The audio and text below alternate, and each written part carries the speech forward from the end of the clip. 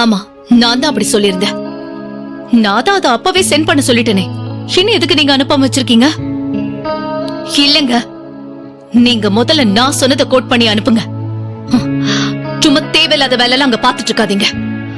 சரியில்லைன்னா தூக்கிட வேண்டியதானே. இன்னும் எதுக்காக வச்சிட்டு இருக்கீங்க? அதுக்கப்புறம் அது நமக்கு தானே ப்ராப்ளம் ஆகும். அம்மா காஃபி. மேடம் இங்க பாருங்க, நான் கொஞ்ச நாளைக்கு அதுல தலையிட மாட்டேன். அதை நீங்களே கிளியர் பண்ணிடுங்க. அப்பவும் உங்களால முடியலன்னா வேற வழி இல்லாம நான் ஆக்ஷன் எடுத்துதான் ஆகணும். பாத்துக்கோங்க.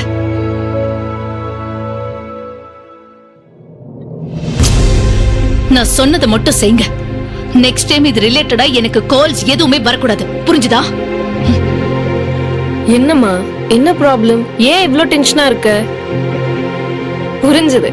நீயும் என்கிட்ட எல்லா விஷயத்தையும் சொல்லிட்டு இருக்க வேணாம்ல. பெங்களூர் பிரான்ச்ல இருந்து தான் கால் பண்ணிருந்தாங்க. நேத்தே ப்ராஜெக்டோட கொட்டேஷனை பிளான் பண்ணி கிளையண்ட்டுக்கு சென்ட் பண்ணிட்டு எனக்கு ஒரு மெயில் அனுப்புங்கன்னு சொன்னேன். அவங்க இப்ப வரைக்கும் செய்யல. அதான் டென்ஷன். மா, அதான் நம்ம சென்னை வந்துட்டோம்ல. இனிமே இங்கதான் இருக்க போறோம்னு ஆயிடுச்சு. அப்படியே இன்னும் அந்த பிரான்ச்சே பாத்துட்டு இருக்கீங்க. அதை இங்க ஷிஃப்ட் பண்ணிடலாம்மா. அப்படிலாம் என்னால விட்டுற முடியாது காயத்ரி. அங்கதான் நமக்கு பேரு புகழ் வசதின்னு எல்லாமே கிடைச்சது. என்னால அவ்வளவு ஈஸியா அதெல்லாம் மறக்க முடியாது. ஹலோ, நான் வீட்ல தான் இருக்கேன் மேடம். அவங்களும் இங்கதான் இருக்காங்க.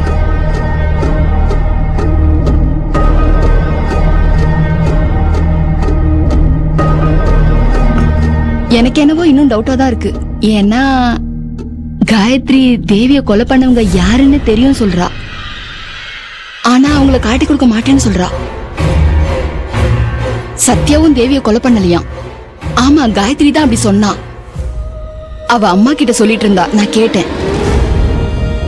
எனக்கும் அதான் புரியல. சரி, ஏதாவது தெரிஞ்சா நான் சொல்றேன். இப்ப வைக்கிறேன். பாய்.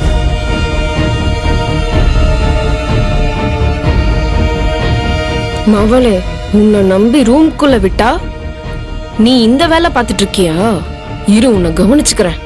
இனிமே நீ என்ன பண்றன்னு நான் பாக்குறேன்.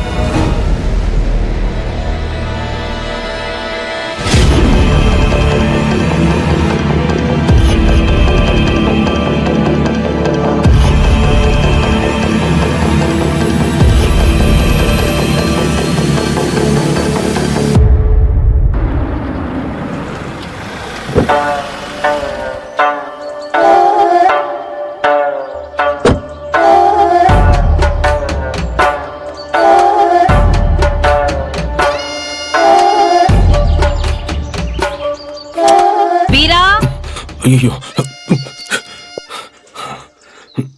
வணக்கம் மேடம். என்ன மேடம் கோவமா இருக்கிற மாதிரி இருக்கு? என்ன பிரச்சனை மேடம்? யாரையாவது தூக்கணுமா? சொல்லுங்க மேடம், தூக்கிடலாம். ஒன்னால தாண்டா பிரச்சனை. என்னால என்ன மேடம் பிரச்சனை? நான் எதுவுமே செய்யலையே மேடம்.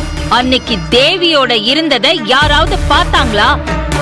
யாராவது அந்த பக்கம் வந்துட்டு போனாங்களா? ஏதாவது ஞாபகம் இருக்கா? நல்லா யோசி. கண்டிப்பா யாராவது வந்திருப்பாங்க. இல்ல நீ என்கிட்ட ஏதாவது மறைக்கிறியா? நான் ஏன் மேடம் உங்ககிட்ட மறைக்கணும்? அப்படி ஏதாவது மறைச்சா எனக்கு தான் மேடம் பிரச்சனை. மேடம் சத்தியமா அன்னைக்கு அந்த பக்கம் யாருமே வரல மேடம். என்ன யாரும் பார்க்கவும் இல்ல மேடம். அந்த இடத்துல நானும் தேவியும் மட்டும்தான் இருந்தோம். அப்புறம் எப்படி எப்படி அந்த சத்யாவுக்கு தெரிஞ்சது? சத்யாவுக்கு எல்லாமே தெரிஞ்சிருச்சா? ஆமாண்டா, அவ அப்படிதான் சொல்றா. மேடம் அதுக்கு சான்ஸே இல்ல மேடம். எனக்கு நல்லா தெரியும். இல்ல வீரா, சத்யாவுக்கு அன்னைக்கு என்ன நடந்துச்சுன்னு நல்லா தெரிஞ்சிருக்கு. அவ அத ஸ்ட்ராங்கா சொல்றா. அப்படி என்னதான் மேடம் அவளுக்கு தெரியும்? அத கேட்டீங்களா நீங்க? நான் எப்படிடா அத போய் நேர்ல கேட்க முடியும்? அர்ஜுன் அவளை பார்த்து கேட்டதுக்கு தான் அவ இந்த பதில சொல்லியிருக்கா. அர்ஜுன் கிட்டயும் எந்த டீடைல்ஸும் சொல்லல. ஸ்ட்ரெயிட்டா கோர்ட்ல தான் போய் சொல்லுவாளாம். மேடம் அவ ஒருவேளை உங்களை பயமுறுத்ததுக்காக இப்படி சொல்லிருக்கலாம்.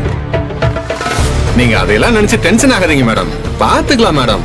ஒருவேளை அவ உண்மையை சொல்லிட்டா அப்ப என்ன செய்வ? எல்லாம் முடிஞ்சதுக்கு அப்புறம் நீ என்ன பாத்துப்ப? அப்படி அசால்ட்டா எல்லாம் விட முடியாது. இதுக்கு ஏதாவது செஞ்சே ஆகணும்.